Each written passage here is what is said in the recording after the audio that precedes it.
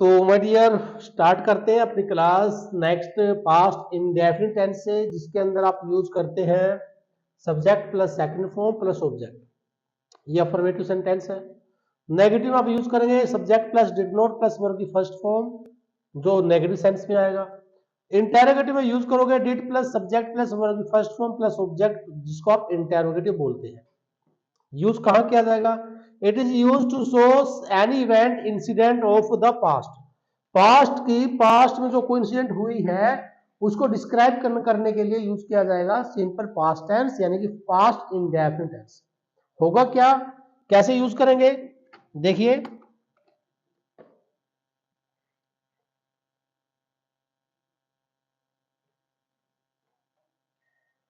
Past के अंदर बिल्कुल सिंपल सी कहानी है कि हम यूज करने वाले हैं सेकंड फॉर्म। इसके नेगेटिव में यूज करेंगे डिड नॉट प्लस वर्ब की फर्स्ट फॉर्म,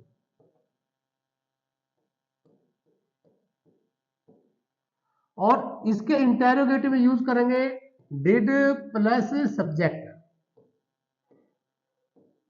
प्लस वर्ब की फर्स्ट फॉर्म और लास्ट में इंटेरोगेशन। तो ये सारा कंसेप्ट यहां पर देखिए आप। यहां पर लिखा है इंडिया गॉट फ्रीडम इन 1947। 1947 के अंदर इंडिया को आजादी मिली, तो कौन सा टेंस यूज हुआ? सेकंड फॉर्म, क्योंकि ये गोट गेट गोट है। गोट यानी कि सेकंड फॉर्म, गेट गोट गोट भी होता है, गेट गोट गोटन भी होता है। इंडिया को फ्रीडम मिली 1947 के अंदर। और I went to Delhi yesterday, मैं कब गया? दिल्ली कल गया। तो कल जाने का मतलब क्या हुआ कि मैं पास्ट में गया, तो पास्ट के लिए मुझे लिखना पड़ेगा यहां पर second form.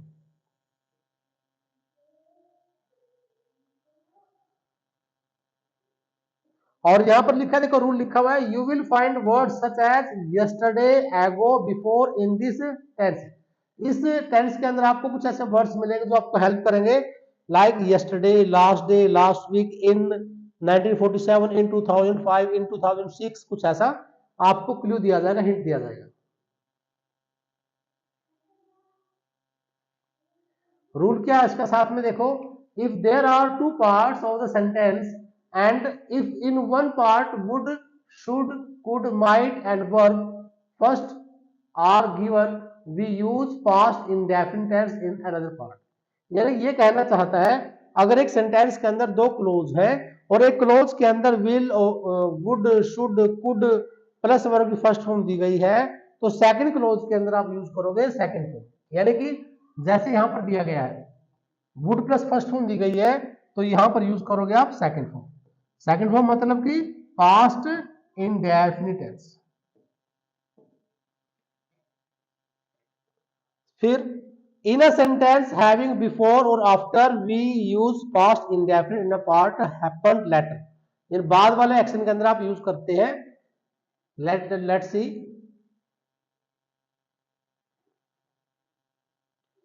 With the phrases like it's time, it's high time. जब भी आपको ये फ्रेज मिलता है इट्स टाइम या इट्स हाई टाइम, किसी भी फिलप्स के अंदर अगर आपको दिया गया it's time, it's high time, तो आंख बंद करके शॉर्ट ट्रिक से आप दिमाग में प्रविष्ट कर लीजिएगा कि वहां पर यूज होगी second form. It is high time, we went home, went home second form आ गई।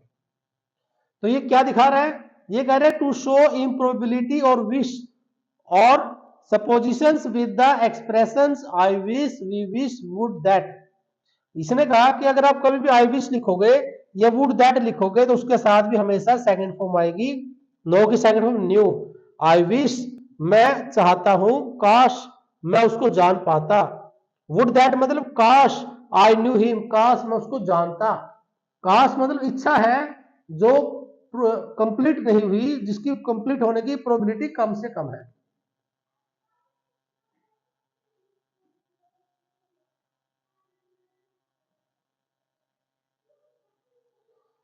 स्ट्रक्चर कहना है कि इट्स टाइम या इट्स हाई टाइम जब मिलता है तो हमेशा सेकंड फॉर्म आएगी के साथ।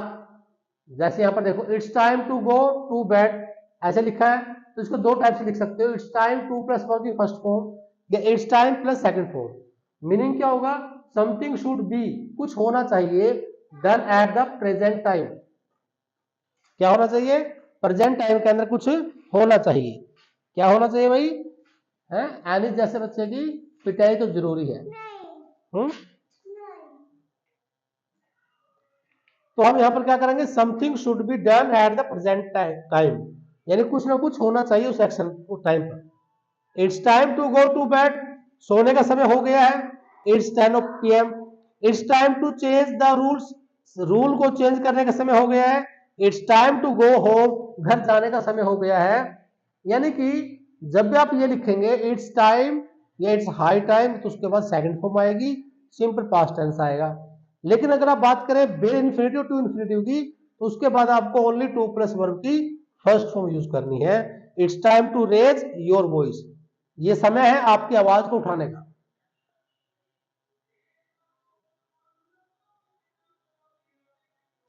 It's high time plus subject plus verb की second form, like something should be done and that's a bit late, कुछ काम हो जाना चाहिए था उस समय पर लेकिन किसी रीजन से लेट हो गया, तो आप कहोगे sir it's high time you went to bed, यानी कि इस समय तक आपको उठ जाना चाहिए था। It's time you came to see us, इस समय तक आपको मुझसे मिलने आ जाना चाहिए था। We haven't met each other, हम एक दूसरे से नहीं मिले फॉर सो लॉन्ग, लंबे समय से। It's time you started thinking about running your own, ये समय था, ये समय था जब आपको सोचना शुरू कर देना चाहिए था रनिंग के बारे में। यानी कोई काम आपको करना था लेकिन वो थोड़ा सा लेट हो गया, उस एक्शन को आप राइट करोगे इट्स टाइम या इट्स हाई टाइम के बाद second rule. Education helps us understand and tolerate differences and so hold out the promise that we can live together harmoniously, ये दिया गया है और इसके आगे चार ऑप्शन दिए गए, तो आपको बताना इसमें से बेटर ऑप्शन कौन सा, करेक्ट कौन सा है। इसमें से चार में से कौन सी सेंटेंस के अंदर मिस्टेक दी गई है, कहां पर मिस्टेक हो सकती है। तो आप देखिए एजुकेशन जो होती है वो फैक्ट की बात कर रही है, तो हेल्प ऐसा आया वो सही है, हेल्प के साथ अंडरस्टैंड आ गया फर्स्ट वो भी सही है, टोलरेट का टोलरेट आया सही है। लेकिन आपने नोटिस करना है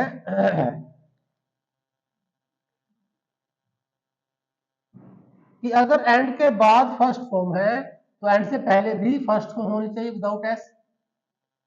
अब क्योंकि सब्जेक्ट सिंगुलर है तो इसका सब्जेक्ट ये भी सिंगुलर है, अगर यहाँ एस है तो यहाँ पर भी एस आना चाहिए, तो मिस्टेक यहाँ पर हो गई।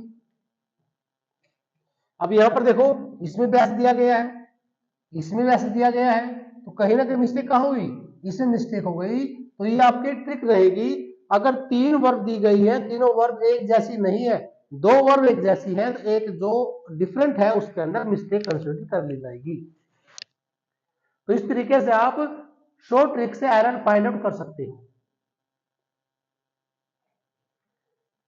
He refused to disclose to his friends, उसने अपने फ्रेंड्स को बताने से मना कर दिया weather he will leave for England, कि वह इंग्लैंड जाएगा।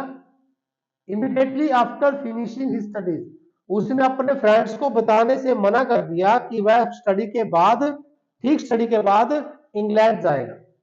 तो इसमें मिस्टेक बतानी है, तो बिल्कुल सिंपल सा वे है माय डियर। अगर आप एरर फाइंड आउट करते हैं, पकड़ते हैं, तो यहां पर लिखा हुआ है past tense, simple past tense. अगर एक सिंपल पास्ट टेंस है एक क्लोज में, दूसरे के अंदर भी पास्ट ही यूज होगा, यानी कि यहां जो भी लिखा हुआ है तो ये वुड आएगा, क्या आ जाएगा वुड, तो यहां पर मिस्टेक है। तो आपका आंसर बी ऑप्शन करेक्ट है, इसके अंदर भी लिखा हुआ तो ये भी रॉन्ग है, तो कन्वर्ट होगा वुड के अंदर। थर्ड सेंटेंस दिया गया है डिस्पाइट फॉर हर प्रोटेस्ट, उसके प्रोटेस्ट के बावजूद I decided to buy the sari, मैंने साड़ी खरीदने का डिसाइड किया, which she did not like, जिसको वह पसंद नहीं करती थी। अब बताओ इसके अंदर एरर बताना, एरर कहां पर है। तो इसमें बिल्कुल शॉर्टकट में आपको बताऊं, इसके अंदर भी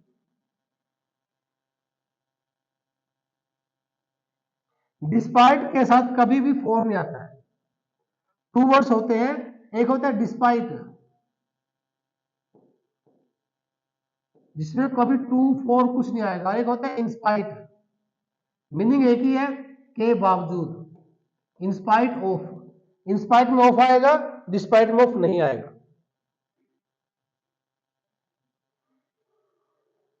ये ट्रिक्स है 10th क्लास के लिए, ट्रिक्स है आपके हर एग्जाम के लिए। अभी यहां पर देखो, यहां पर लिखा है in plus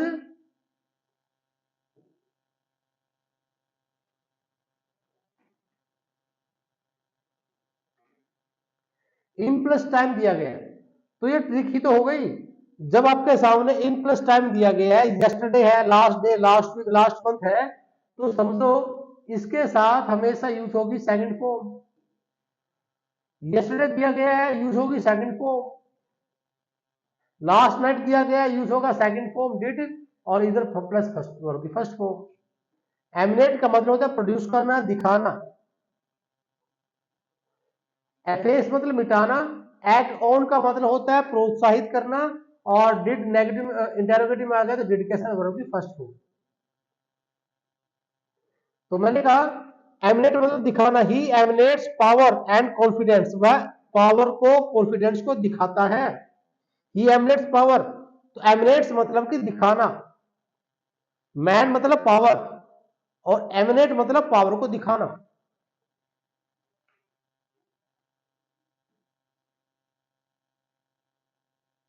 next is when the calamity befell the village, जब गांव में विपत्ति आई, दे फेस इट ब्रेवली, तो उन लोगों ने उसको बहादुरी से सामना किया।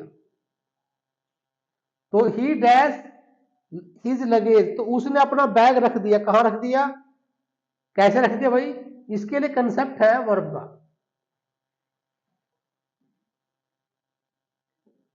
लाई, ले, लेन,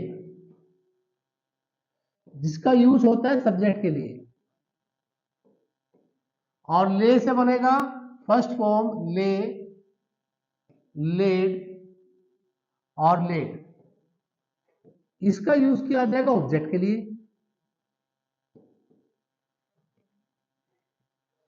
उसने अपना सामान रखा, किसने सामान रखा, सब्जेक्ट ने रखा, तो सब्जेक्ट ने रखा, तो पास्ट में क्या आएगी, ले आएगी, यहां ले आ गया। और aside and dash down to, और खुद लेट गया। देखो एक मिनट, ये लगेज है, लगेज मतलब ऑब्जेक्ट है, ऑब्जेक्ट के लिए क्या आएगा, लेड आएगा। पहले में आएगा लेड, और दूसरे में कौन लेट गया, वो खुद लेट गया, तो दूसरे में क्या आएगा, दूसरे में ले आएगा। ये सब्जेक्ट के लिए आएगा और ये ऑब्जेक्ट के लिए आएगा। यहां पर देखो बंदा खुद लेट गया, तो सब्जेक्ट के लिए सेकंड फॉर्म ये बनेगी, और यहां पर सामान रखा, सामान आपका ऑब्जेक्ट है, तो इसके लिए आपके पास ले की सेकंड फॉर्म लेड आएगी। इसका मतलब लेटना है, इसका मतलब लेटाना, इसका मतलब अंडे देना। सेकंड फॉर्म के यहां पर इसका मतलब है अंडा देना भी और लेटाना भी।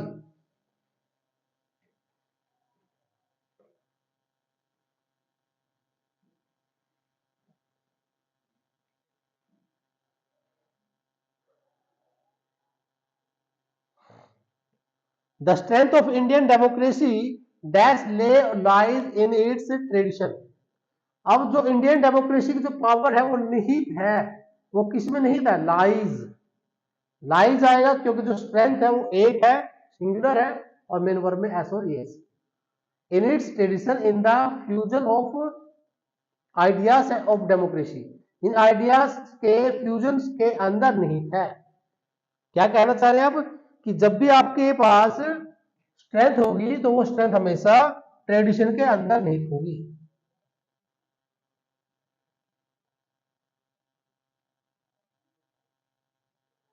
We dash throughout our travels by the ubiquitous mosquito। बड़े यूबोक्विटस मॉस्किटो का मतलब होता है, यूबिक्विटस मतलब कि हर जगह होने वाले मच्छर, और प्लेग मतलब पीड़ित होना, परेशान होना। हम ट्रैवल के दौरान पीड़ित हुए, किससे पीड़ित हुए, मच्छरों के द्वारा। तो पैसे में आ गया तो हम लिखेंगे we are plagued, we are plagued. मैं लिख देता हूं यहां पर वी आर प्लेग्ड, यानी कि हम पीड़ित हुए, परेशान हुए। आर डी यहां लग जाएगी।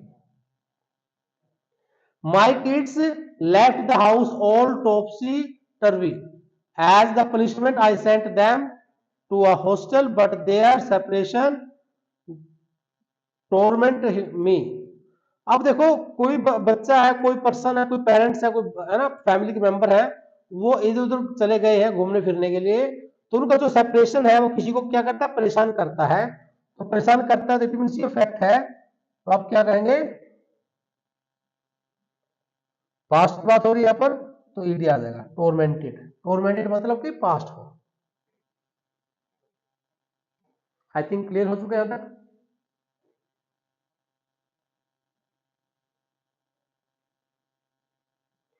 My friend seems to have lost his strength. I saw him go down the stairs. जब मैंने उसको पैडियो से उतरते हुए देखा तो मेरा फ्रेंड ऐसा लग रहा था जैसे कि उसके अंदर पावर खत्म हो चुकी है, एनर्जी खत्म हो चुकी है। तो ऐसा लग रहा था मेरा friend. My friend seemed, second form की बात आ रही है तो सीम्ड आएगा। तो उसी सिम के अकॉर्डिंग देखो, ही डैश टोटर, यानी कि वह लड़खड़ा रहा था, तो आप लिखोगे ही वॉज टोटरिंग। ही वॉज टोटरिंग, वह लड़खड़ा रहा था क्योंकि उसकी एनर्जी कम हो रही थी। मुझे ऐसा लगा कि पैडियो से उतरते हुए जैसे उसके पांव लड़खड़ा रहे हो। I was watching the cricket match last night, मैं कल टीवी देख रहा था, क्रिकेट मैच देख रहा था। With 18 run needed off 2 overs and 2 wickets in hand, it was touch and go whether India will win। ये कंटेंट अलग दिया गया।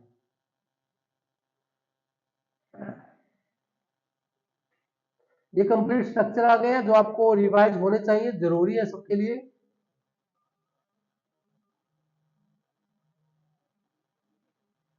तो ये सारे कंसेप्ट हम डिस्कस कर चुके हैं, तो नेक्स्ट क्लास में डिस्कस करेंगे नेक्स्ट कुछ पॉइंट्स।